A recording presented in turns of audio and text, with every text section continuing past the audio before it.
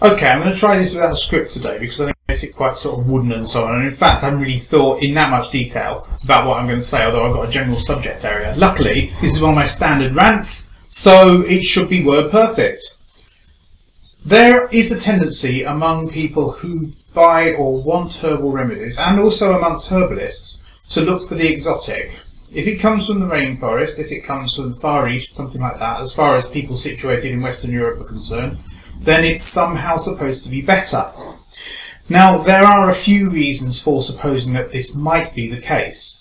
For example, there's more radiation from the sun nearer the equator, and there's greater biodiversity near the equator, and as a result you can imagine that the choice of possible herbal remedies is wider in rainforest areas. So that's some sort of basis that it might be the case.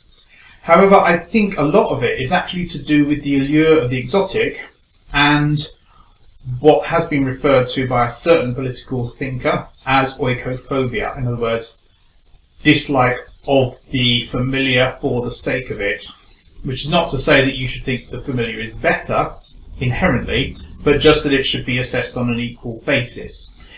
If I were to go out of this door now, I would find, and I'm looking at the herbs in the front garden, I would find maybe about 9 or 10 different species of herbs within a block of this area, probably more than that, which I could use for a wide variety of purposes, which a lot of people are going to ignore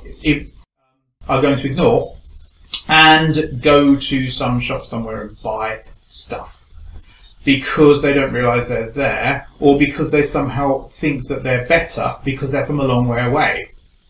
Now, that's not necessarily the case. It can sometimes be the case. For example, gynaecological remedies tend to be from North America because of an apparent attack on the tradition of gynaecological remedies in Western Europe, which were then picked up from Native Americans. So that sort of thing can happen, but it's not a rule. Now, the thing is, if you use exotic herbs and you believe in them more strongly, then you do have a placebo effect. So it's partly down to you that you end up believing that these herbs are going to work, and therefore they do work. And that is a genuine effect, and I don't think we should turn our backs on that. Just think about turning my back on the audio there. So that's fine, but you have to bear in mind that at the same time, these herbs are often, or sometimes, more mined from their areas rather than raised sustainably, that these herbs are transported over a great distance, that they are taken out of a cultural context, and as a result are somewhat alienated from their use value. Now, the way these herbs behave economically, as far as the price is concerned, is in the form of luxury goods. I can't remember whether it's Giffen or Veblen goods, but goods basically where the demand goes up because of the prestige of consuming them. And that takes them away from their actual use. So they become more expensive simply because they're sought after and not because they're useful. And this is a common phenomenon in capitalist societies. Now, I'm personally not entirely opposed to capitalism, but I do feel that there is a problem that's not addressed. I'm actually probably distributist, but that's another matter, not for this video. So, what am I saying? I'm saying two things. I'm a herbalist partly because I believe that herbs are not alienated as much from their use value because they are not produced by large organisations for profit but exist in the ecosystem already. And because of that, I don't want to use herbs that come from a long way away or simply have kudos. So I will use native weeds, basically, most of the time, rather than herbs from a long way away, exotic herbs.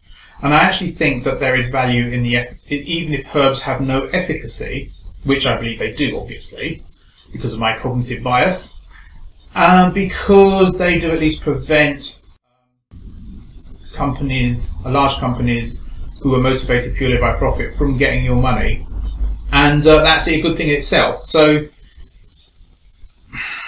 basically that's where I'm coming from. I believe that herbs work, weeds work, local weeds work, and that they are less alienated from that, the less alienation between use and exchange value, the better.